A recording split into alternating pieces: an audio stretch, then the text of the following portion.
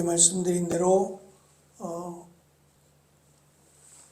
그 에바브라라고 하는 1장 편지를 시작하면서 언급되었던 에바브라가 이 골로새 교회, 그리고 라오디게아 교회, 그리고 히에라볼리라고 하는 삼각형 구조로 되어 있는데 이 세 곳에 교회를 세웠을 것이다. 그리고 그곳에서 사역을 하다가 어느 시점인가 사도 바울과 합류해서 바울과 함께 로마에서 복음을 전했던 사람으로 알려져 있습니다.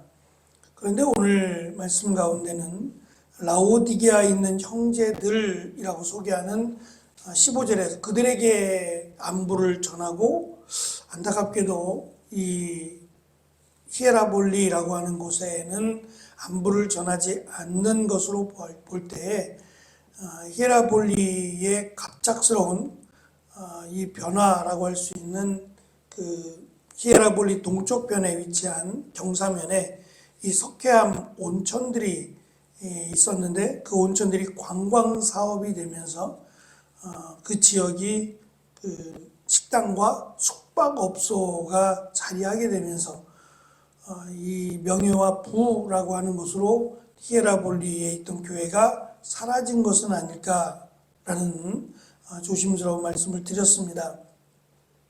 결국 가난과 고난, 이것이 교회를 힘들게 만드는 게 아니라 부와 명예가 교회를 사라지게 만들었다라고 하는 내용을 말씀드리고, 사도 바울은 라오디게아에 보내는 편지라고 하는, 지금 우리에게는 없습니다. 이 편지를 그들에게 읽게 하라 라고 하는 권면을 합니다. 1세기에는 편지를 돌려서 읽는 게 아니라 어떠한 분이 대표성을 가지고 그분이 사도 바울이 전한 편지를 읽었다는 거예요. 모든 성도들 앞에서 편지를 읽었다라고 하는 것이 고대 관습이었답니다. 그러니까 그것을 다시 서로 편지를 교환하는 거죠. 골로새 교회에 보낸 편지와 라오디게아에 보낸 편지를 서로 각 교회들에게 읽게 하고 그것을 숙지한 뒤에 그 편지를 라오디게아에, 또 라오디게아에 보낸 편지를 골로새 교회에 서로 교환해서 읽게 하라라고 하는 내용의 권면입니다.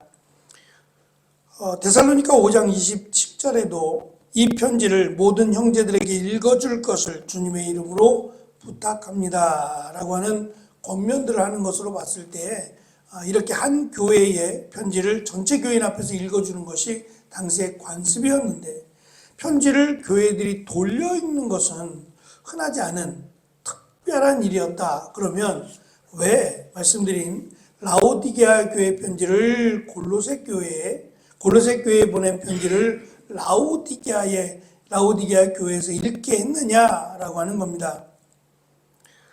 한국 교회의 이단을 포함해서 이 교단의 숫자가 374개랍니다. 더 늘어났을 수도 있는데, 근데 이 374개 중에서 대한예수교 장로회라고 하는 교단의 이름을 건 이 숫자가 337개랍니다. 그러니까 대한예수교 장로회라는 이름을 건 교회들이 대다수를 차지한다는 얘기죠. 근데 이 가운데서 또 교단들이 갈라져서 337개인데 그 대한예수교 장로회만 이름을 걸면 좋은데 그 가운데 가장 큰 교단이 이제 합동측 교단이고 그 다음에 통합측 교단입니다.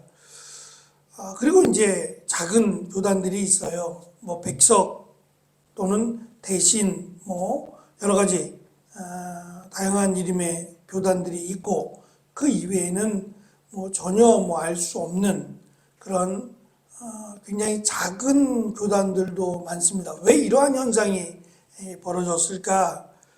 물론 처음에 이 합동측과 통합측이 갈라진 이유가 있습니다.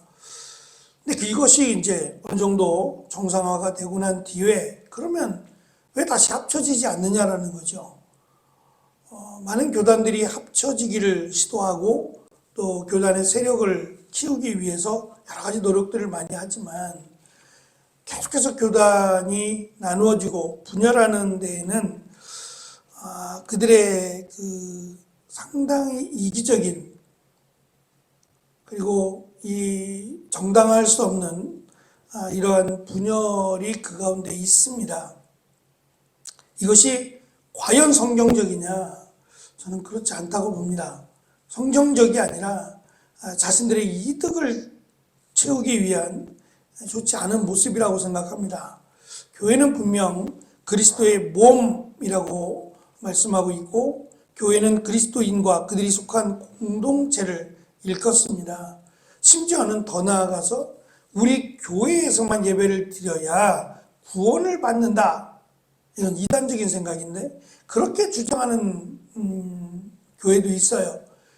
전혀 성경적이지 않습니다. 예수 그리스도를 믿음으로 구원을 받지, 우리 교회에서만 예배를 드려야 구원을 받는다고 하는 것은 결코 성경적이라고 말할 수 없습니다. 어쨌든 예수 그리스도를 믿는 모든 공동체는 다 그리스도의 몸된 교회라고 할 수 있고, 이것이 말씀하신 같은 믿음의 형제요 공동체요 지체여야만 되는데, 이것이 계속해서 분열해 나간다면 그것은 올바른 모습이 아니다라고 할 수 있을 것입니다. 더군다나 영적 공동체인 교회가 분열을 고집한다는 것은 억지고 하나님의 뜻이 아닙니다. 고로새 교회와 라오디게아 교회가 서로 하나됨이 부족했는지는 알 수 없고, 또 이들에게 당면한 문제가 서로 비슷하고 서로에게 도움이 될 수 있어서 편지를 서로 공유하라라고 할 수도 있습니다. 또한 한편으로는 말씀드린 에바브라가 이 골로새 교회와 라오디게아를 세웠기 때문에 오랜 시간 동안 그들이 함께 서로 협력하며 교회를 세워 나갔을 수도 있습니다. 그 시간이 오래되어서 서로의 이제 관계가 소원해졌다든지 서로의 이 교회 간의 이 교류가 끊어졌든지 하는 여러 가지 이유는 있을 수 있지만, 어쨌든 이런 경우가 흔한 것은 아닙니다. 모든 교회들에게 서로의 편지를 읽게 하라 이렇게 말씀하고 있지는 않기 때문입니다. 어쨌든 이 두 교회가 갑자기 이루어진 요청은 아닐 것이고, 오랜 시간 동안 교회가 세워지고 나서 오랜 시간 동안 서로 신앙의 공동체로 서로 믿음의 교류가 있었던 것 같습니다. 그래서 서로의 편지, 서로 교회들에게 보낸 편지를 서로 전달해서 그들이 다시금 서로 믿음의 교류를 할 수 있기를 바울은 권면하는 것으로 보여집니다. 이러한 모습이 그 지역에 있는 교회뿐만 아니라 서로의 교회들을 세워나가는 귀한 은혜가 아닐까라고 하는 생각이 듭니다. 이 교회 이기주의라고 하는, 우리 교회만 잘 돼야 된다라고 하는 것은 분명 잘못된 생각이고, 교회들마다 그리스도의 교회로 잘 세워져 가게 서로 합력하는 것도 필요하리라고 생각합니다. 특별히 목사님들의 모임 속에서 교회들을 위한, 우리 교회만이 아니라 교회들을 위한 이런 수고와 헌신이 필요한 때가 아닌가 싶어요. 저희 시차례에서도 교회들이 이제 작은 교회들이 모여 있다 보니까 어떤 그 중고등부 수련회나 또 주일학교, 여름성경학교를 진행하기가 어려운 교회들이 있어요. 교회 규모가 작다 보니까. 그래서 함께 연합해서 중고등부 수련회나 주일학교, 성경학교를 하자라고 하는 모임들이 있어요. 그런데 이 모임들이 제가 예전에 그 연합수련회를 다녀온 적이 있는데, 오히려 작은 교회에서 참석한 아이들이 거기서 많은 은혜와 또 도전을 받기도 하는데, 문제는 그런 아쉬움이 들었어요. 개교회의 중심적인 모임이 아니라 처음부터, 어차피 연합수련회니까 처음부터 참석한 아이들을 섞어서 이렇게 조를 짜거나 모임을 주관하면 어땠을까라고는 아쉬움이 들었어요. 왜냐하면 그 모임 안에서 교회끼리 또 따로 모이다 보니까 어떠한 교회는 20명, 30명이 모이게 되는데 어떠한 교회는 두세 명이 모이게 되니까 이것 자체로도 벌써 소외감이 생기게 되고 아이들 기가 죽는 일들이 발생을 하더라고요. 그래서 좋은 의도로 시작을 했는데 결국은 작은 교회들은 또다시 상처를 받게 되는, 그래서 다음에는 오지 말아야겠다라고 하는 생각을 갖게 되더라고요. 시작도 좋았는데 이 과정도 충분히 함께 세워져 가는, 그래서 아이들끼리 서로 다른 교회지만 다른 교회 아이들끼리도 교제를 할 수 있고 또 그들 가운데 조심스럽게 새롭게 문화를 만들어가는 이러한 공동체가 되면 더 좋겠다라고 하는 생각을 가져본 적이 있습니다. 어찌됐든 교회가 하나가 되는, 지금 연합되어서 교회가 한 두 개의 교회가 이렇게 합해서 하나가 되는 그런 일들도 있는데 참 쉽지 않습니다. 제가 중계동에 있을 때 교회가 이 두 교회가 합친 교회였어요. 근데 15년이 흘렀는데도 여전히 교회 안에 교회가 있는 듯한 느낌을 받게 되었어요.